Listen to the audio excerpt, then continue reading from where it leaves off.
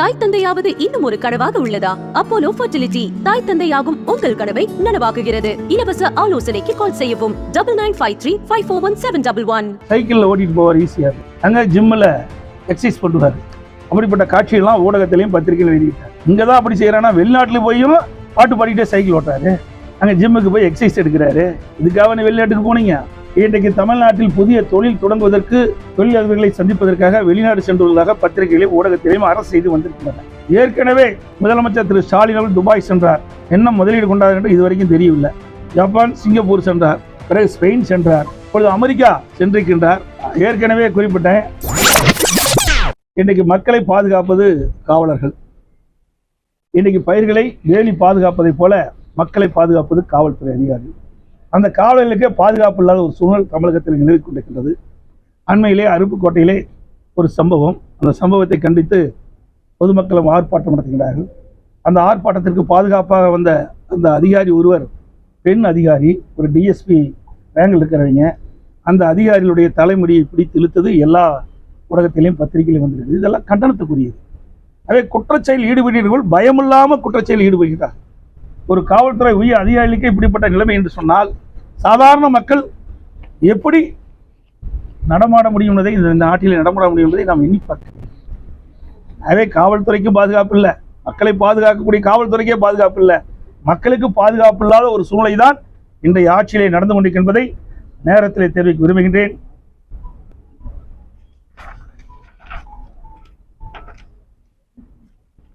இன்றைக்கு முதலமைச்சர் இவ்வளவு பிரச்சனை தமிழகத்தில் நடைபெற்றுக் கொண்டிருக்கின்றது.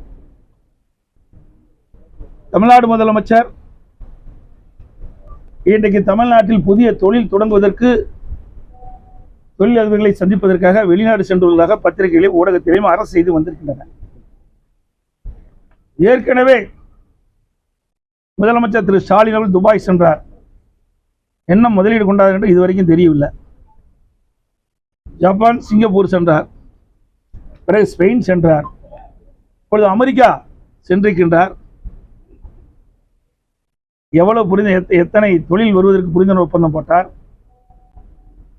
எவ்வளவு கோடி முதலீடு செய்யப்படுகிறது, எத்தனை பேருக்கு வேலை வாய்ப்பு பெற வேண்டும் என்பதற்காக வெள்ளை அறிக்கை வெளியிட வேண்டும் என்று நாங்கள் ஏற்கனவே சொன்னோம். இதுவரை வெள்ளை அறிக்கை விடலை. பல பத்திரிகை நிருபர்கள் கேட்கின்றார்கள், எதிர்க்கட்சிகள் எல்லாம் வெள்ளை அறிக்கை விட வேண்டும் என்று கேட்கிறார்கள். இதுக்கு என்ன பதில் என்று சொல்லிக்கிட்டு கேட்கின்ற பொழுது முதலமைச்சர் சொல்கிறார், வெள்ளை அறிக்கையெல்லாம் விட வேண்டிய அவசியம் இல்லைன்னு சொல்றாரு. வெள்ளை அறிக்கை எங்களுக்காக விட வேண்டாம், மக்கள் தெரிந்து கொள்வதற்காக வெள்ளை அறிக்கை வெளியிடுது. அப்பொழுதுதான் இந்த ஆட்சியில் என்ன நடைபெறுகிறது என்பது மக்கள் புரிந்து கொள்ள முடியும், தெரிந்து கொள்ள முடியும், அறிந்து கொள்ள முடியும். அதைத்தான் நாங்கள் எதிர்க்கட்சி என்ற முறையில் கேட்கின்றோம்.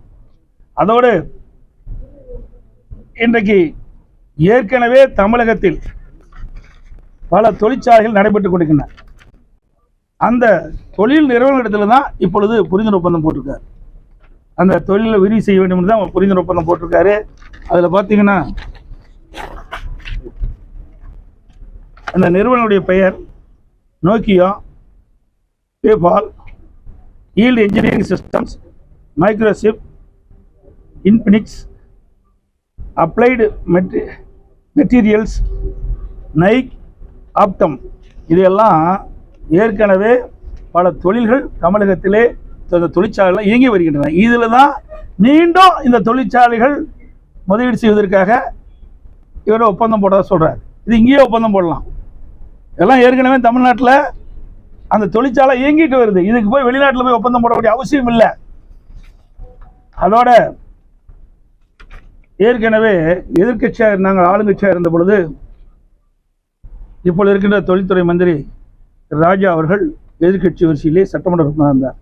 அப்பொழுது அவர் ட்விட்டரில் வெளியிட்டார். அது இப்போ அவர் சரியாக பொருந்தும். அது எங்கே இப்போ கூட எல்லாத்துக்கும் அந்த பக்கத்து போய் டிவியில் என்னான்னு இருந்து கொடுங்க. அப்போ நீங்களே பாருங்க என்ன விட்டுருக்காருன்னு. அது செய்தி இப்படித்தான் வெளியிட்டிருக்காரு. ஊடகத்தில் பாருங்க. இப்போ செய்தி வெளியிட்டு தான் அவருக்கு சரியாக பொருந்தும். அன்றைய தினம் அவர் வெளியிட்ட செய்தி இன்றைய தினம் அவருக்கு பொருத்தமாக இருக்கும். அவருடைய கருத்து நல்லா என்ன இப்படியெல்லாம் வெளியிட்டிருக்காரு பாருங்க.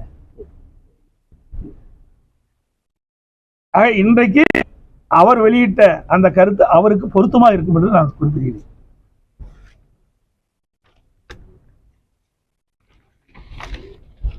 ஏற்கனவே குறிப்பிட்டேன். அவர் அவ்வப்போது ஊடகத்தின் வாயிலாக செய்தியின் வாயிலாக வெளியிடுவார். சைக்கிளில் ஓட்டிகிட்டு போவார் ஈஸியாக. அங்கே ஜிம்மில் எக்ஸசைஸ் பண்ணுவார். அப்படிப்பட்ட காட்சிகள்லாம் ஊடகத்திலையும் பத்திரிகையில் வெளியிட்டார். இங்கே தான் அப்படி செய்கிறான்னா வெளிநாட்டில் போயும் பாட்டு பாடிக்கிட்டே சைக்கிள் ஓட்டுறாரு. அங்கே ஜிம்முக்கு போய் எக்ஸசைஸ் எடுக்கிறாரு. இதுக்காக நீ வெளிநாட்டுக்கு போனீங்க?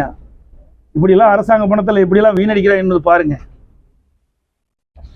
ரோம் நகரம் எரியும் போது நீரோ மன்னன் பிடில் வாசிப்பது போல நிலைமை தமிழ்நாட்டில் இருக்குது. இவ்வளோ பிரச்சனை தமிழ்நாட்டில் நடந்துகிட்டு இருக்குது.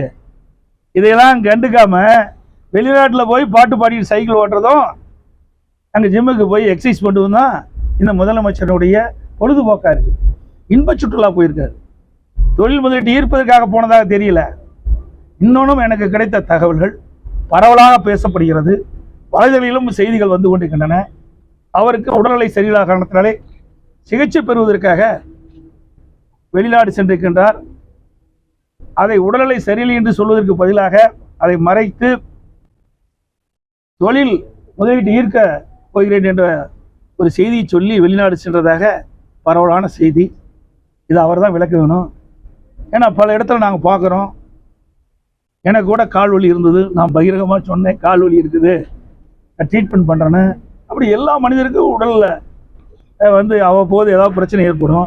அதை மருத்துவர்கிட்ட சென்று சிகிச்சை பெறுவது வழக்கம். இங்கே இருக்கிற ஊடகங்களும் சரி பத்திரிகைகளும் சரி எல்லாமே குடும்பம் இருக்குது. அவ்வப்போது ஏதாவது ஒரு பிரச்சனை உடலில் ஏற்படும். அதை வந்து மருத்துவர்கள் அணி சிகிச்சை பெற்றுக்கலாம். அதே போல் இவர்கள் அதை உண்மையை சொல்லி வெளிநாட்டுக்கு சென்றிருக்கலாம். இது உண்மையாக பொய்யா என்று அவர் தான் விளக்க வேண்டும். மக்களிடத்தில் இப்படிப்பட்ட பேச்சுகள் இன்றைக்கு நிலவி கொண்டிருக்கின்ற காரணத்தினால முதலமைச்சர் என்ற அடிப்படையிலே அதை விளக்க வேண்டியது அவருடைய கடமை. ஏன்னா அவர் கையெல்லாம் விரலாம் நடுக்குதாக சொல்கிறாங்க. பரவலாக பேசப்படுதுதான். இது ஒன்றும் நான் ஒன்றும் மறைச்சிக்கிறச்சு சொல்லலை. எங்களுக்கு கிடைச்ச செய்தி. அப்படி அதுக்கெல்லாம் சிகிச்சை பெறுவதற்காகத்தான் வெளிநாடு சென்றுள்ளார். அதை மறைப்பதற்காக அவர் தொழில் முதலீட்டு ஈர்க்க போகிறேன் என்று சொல்லி வெளிநாடு சென்றதாக தகவல்கள். ஏன்னா இந்த தொழில் முதலீடு செய்கின்றவர்கள்லாம் தமிழ்நாட்டை சேர்ந்தவர்கள். ஏற்கனவே தொழில் நடந்து கொண்டிருக்கின்றது. இங்கேயே பேசி இந்த தொழில் முதலீட்டை ஈர்த்துக்கலாம். இதுதான் நிலைமை. தாய் தந்தையாவது இன்னும் ஒரு கனவாக உள்ளதா? அப்போலோ ஃபர்டிலிட்டி தாய் தந்தையாகும் உங்கள் கனவை நனவாக்குகிறது. இலவச ஆலோசனைக்கு கால் செய்யவும் 9953541711.